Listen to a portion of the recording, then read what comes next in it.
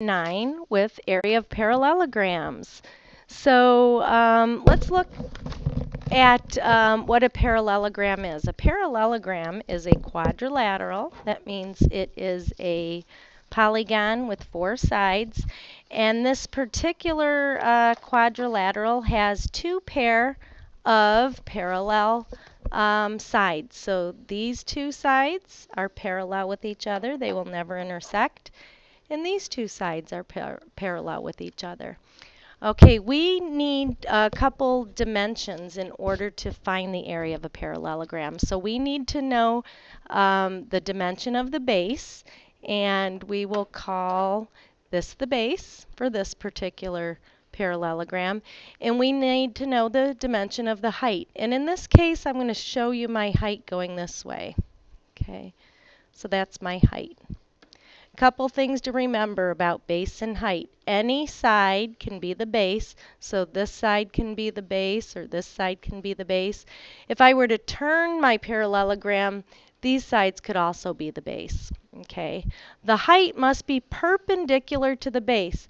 Here's what perpendicular means. If you have 2 lines and they intersect each other, they create a right angle. These 2 lines are called perpendicular. So if the height always has to be perpendicular to the base, I need to create an imaginary height line. That's what that dotted line means.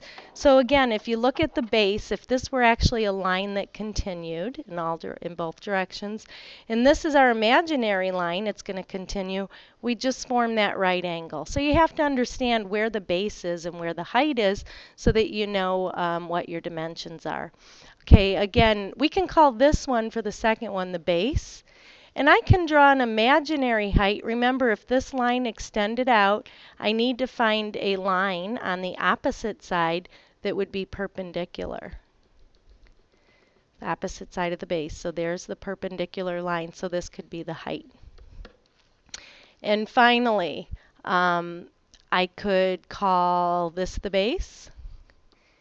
And here would be my perpendicular line, and that would be the height. Okay, so let's look at our formula.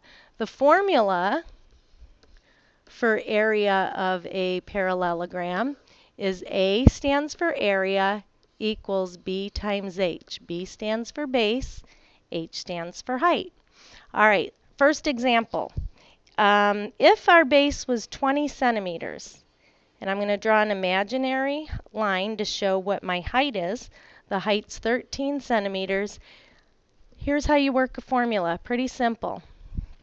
Put A, area, equals B times H, base times the height. So I'm going to substitute what my dimensions tell me, looking back at the parallelogram. So what's B? B is 20 centimeters times H. H is my height, 13. So the area, after I multiply 20 times 13, I get 220 centimeters, and I always square it because area is talking about how many squares fit on the surface of that. So it's a simple multiplication problem. Okay, I'm going to skip the second example and go down to find the missing dimension. Okay, in this case, I'm going to tell you my base is 9 inches. My imaginary line for my height is H. That means I don't know what my height is. Instead of finding area, I have to find height.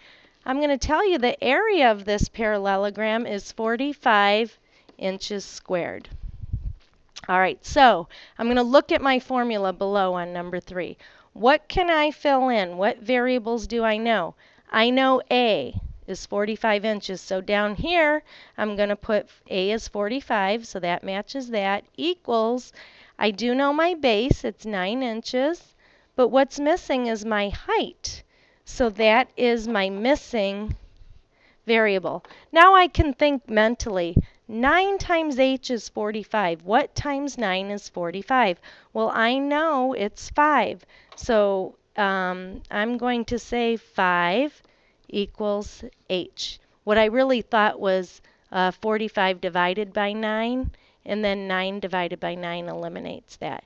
So you can work the problem using the formula directly or filling in for the dimensions you don't know.